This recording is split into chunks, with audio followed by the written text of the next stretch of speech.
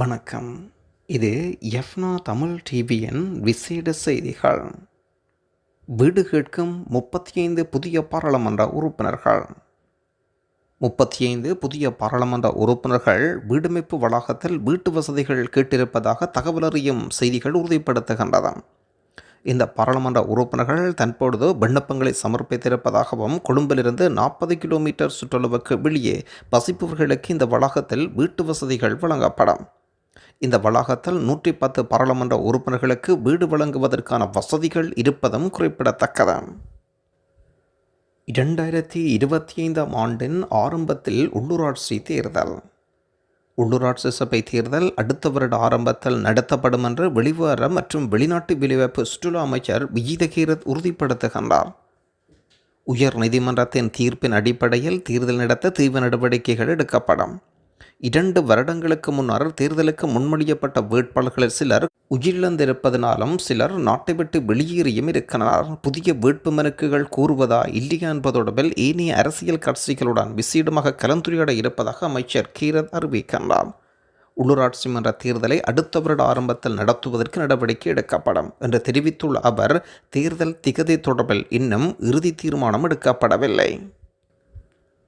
யாழ்ப்பாணத்தில் பிரபல சட்டத்தரணி வீட்டில் பணிப்பெண்ணும் மற்றொருவரும் கொள்ளை.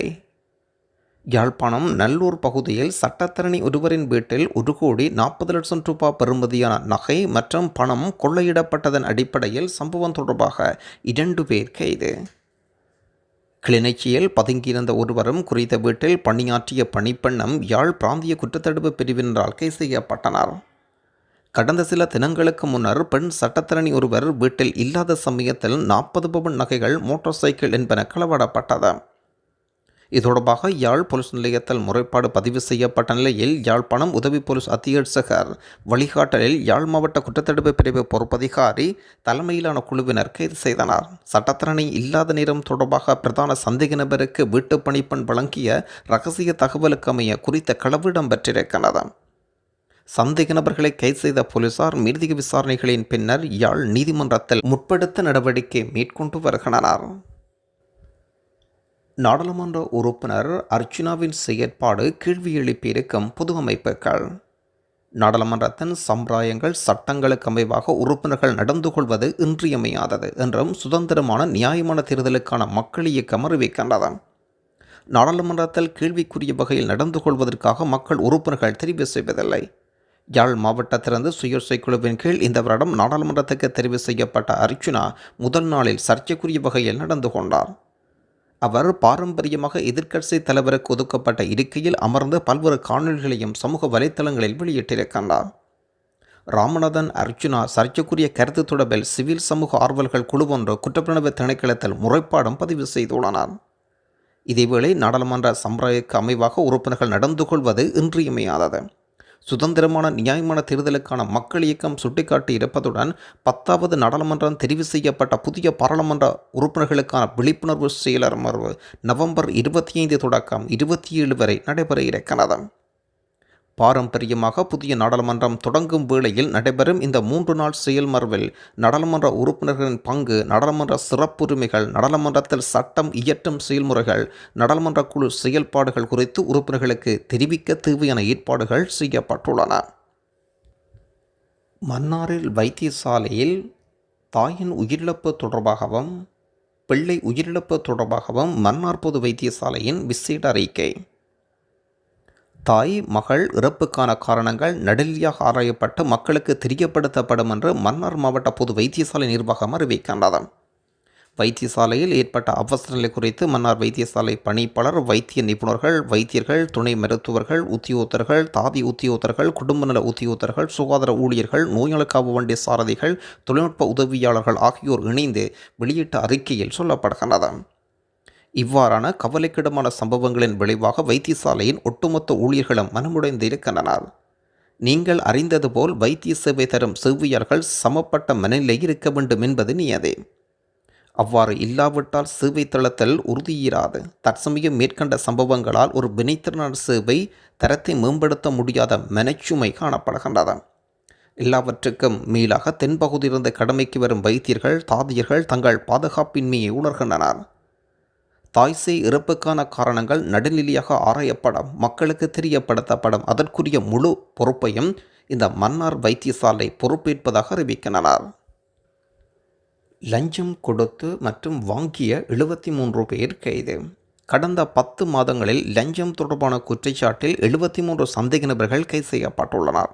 கைது செய்யப்பட்டவர்களில் ஒரு தலைமை போலீஸ் ஆய்வாளர், 2 போலீஸ் ஆய்வாளர்கள், ஒரு சப் இன்ஸ்பெக்டர், 8 போலீஸ் அதிகாரிகள், 9 சாயன் உட்பட 21 போலீஸ் அதிகாரிகள் உள்ளடக்கம். 24 பொதுமக்களும் 3 கிராம உத்தியோகத்தர்களும் பாடசாலை அதிபர் ஒருவரும் கைது செய்யப்பட்டனர். இவர்கள் லஞ்சம் வாங்கியதற்காகவும் லஞ்சம் வழங்கியதற்காகவும் கைது செய்யப்பட்டனர் என்று லஞ்ச ஊழல் குற்றச்சாட்டுகளை விசாரணை செய்யும் ஆணைக்குழு அறிவிக்கின்றது. பெண் ஒருவருடன் தகாத தொடர்பில் இருந்த இருவருக்கும் இடையில் முரண்பாடு ஏற்பட்டதன் காரணமாக ஒருவர் மற்றவரின் தலையை வீறாக வெட்டி எடுத்த புதைத்த சம்பவம் பதிவாகியிருக்கின்றது. கொஸ்லந்த போலீஸ் பிரிவுக்கு உட்பட்ட பிரதேசத்தில் கழுத்து வெட்டப்பட்டு ஒருவர் கொலை செய்யப்பட்ட சம்பவம் தொடர்பில் மற்றொரு பிரதான சந்தேக நபர் கைது செய்யப்பட்டார். தனமில்ல பிரதேசத்தினைச் சேர்ந்த 36 வயதுடைய நபரே கொலை செய்யப்பட்டவர். போலீஸ் விசாரணையின் போது கொலை செய்யப்பட்டவர் இறுதியாக வேறொரு நபருடன் பகுதிக்கு சென்றுள்ளதாக அறிய முடிகின்றது. இதையடுத்து கொலை செய்யப்பட்டவருடன் சென்ற பிரதேசத்தினைச் சேர்ந்த 45 வயதுடைய பிரதான சந்தேக நபர் போலீசாரினால் கைது. கொலை செய்யப்பட்டவரும் சந்தேக நபரும் ஊவாக்குடா ஓயா பிரதேசத்தினைச் சேர்ந்த பெண் ஒருவருடன் தகாத உறவில் இருந்துள்ளனர். இருவருக்கும் இடையில் ஏற்பட்ட தகராறு காரணமாக இந்த கொலை சம்பவம் பதிவாகியிருக்கிறது. இதையடுத்து இந்த கொலை சம்பவம் தொடர்பில் ஊவாக்குடா ஓயா பகுதியினைச் சேர்ந்த 44 வயதுடைய பெண்ணும் கைது செய்யப்பட்டுள்ளார். மாவழி வனப்பகுதியில் பாரிய சுற்றாடல் பாதிப்பை ஏற்படுத்தி சட்டவிரோதமான முறையில் மாணிக்கக்கல் அகழ்வில் ஈடுபட்ட 9 சந்தேக நபர்கள் கைது. காசல்டி நீர்த்தேக்கத்துக்கு பிரதான நீர் வழங்கும் பொகவந்தலாவ மாவழி வன பகுதியில் பாரிய சுற்றாடல் பாதிப்பை ஏற்படுத்தும் வகையில் சட்டவிரோதமான முறையில் இரத்தின அகழ்வில் ஈடுபட்ட 9 சந்தேக நபர்களை நுவரெலியா போலீசார் கைது செய்துள்ளனர். தமிழீழ தேசிய தலைவர் வேலுப்பிள்ளை பிரபாகரனை கடவுள் என்ற டாக்டர் அர்ச்சுனா பாராளுமன்ற உறுப்பினர் உடனடியாக கைது செய்யப்பட வேண்டும் என்ற மீண்டும் சர்ச்சைக்குரிய வகையில் மீண்டும் வெளிவந்திருக்கின்றார் நாமல் குமார. தேர்தல் முடிவுகள் மீள எண்ணப்பட வேண்டும், அதாவுல்லா முறைப்பாடு. கடந்த பொது தேர்தலில் திகாமடுல்ல தேர்தல் மாவட்டத்தில் புதிய ஜனநாயக முன்னணியில் போட்டியிட தேசிய காங்கிரஸ் தலைவர் அதாவுல்லா அவர்கள் தேர்தல் ஆணையாளர் அலுவலகத்தில் விஜயம் செய்து நடந்து முடிந்த பொது தேர்தல் தொடர்பான முறைப்பாடு அடங்கிய மனு ஒன்றை கையளித்திருக்கின்றார். திகாமடுல்ல மாவட்டத்தின் தேர்தல் முடிவுகள் மீள எண்ணப்பட வேண்டும் என்பதை கடந்த தேர்தல் காலத்தில் தேசிய காங்கிரஸ் தலைவராக தன்னை குறிவைத்து பின்னப்பட்ட பல நகர்வுகளையும் இடையூறுகளையும் உள்ளடக்கி பல்வேறு விடயங்கள் இந்த மனுவில் விசேடமாக உள்ளடக்கி இருக்கின்றார் அதாவுல்லா. சாதனை படைத்த மட்டக்களப்பு பெண் கல்வி வெளியீட்டு திணைக்களத்தின் மேலதிக ஆணையாளர் நாயகமாக நியமிக்கப்பட்டிருக்கும் முதலாவது தமிழ் பெண் என்ற சாதனையை படைத்திருக்கின்றார் மட்டக்களப்பு வலிய கல்வி பணிப்பாளரும் கிழக்கு மாகாண பதில் கல்வி பணிப்பாளருமான திருமதி சுஜாதா குலேந்திரகுமார். அனுராதபுரத்தில் சிறுமி ஒருவர் கர்ப்பம், பிரதான சந்தேக நபர் தலைமறைவு. 15 வயது சிறுமி ஒருவரை பாலிய துஷ்பிரயோகம் செய்து கர்ப்பமாக்கியதாக கூறப்படும் சந்தேக நபர் கைது செய்யப்பட்டுள்ளார். பாலிய துஷ்பிரயோகத்துக்குள்ளான சிறுமி திடீர் சுகநோய்முற்று வைத்தியசாலையில் அனுமதிக்கப்பட்ட நிலையில் மேலதிக சிகிச்சைக்காக அனுராதபுர வைத்தியசாலையில் அனுமதிக்கப்பட்டுள்ளார். வைத்தியர்களால் மேற்கொள்ளப்பட்ட பரிசோதனையில் சிறுமி கர்ப்பமாக இருப்பது தெரிய வந்திருக்கிறது. இதையடுத்து போலீசார் கிடைத்த தகவலின் பேரில் மேற்கொள்ளப்பட்ட விசாரணையில் பிரதான சந்தேக நபர் கைது. சந்தேக நபர் இந்த சிறுமியின் தாயுடன் நீண்ட காலமாக தகாத உறவில் ஈடுபட்டுள்ளார்.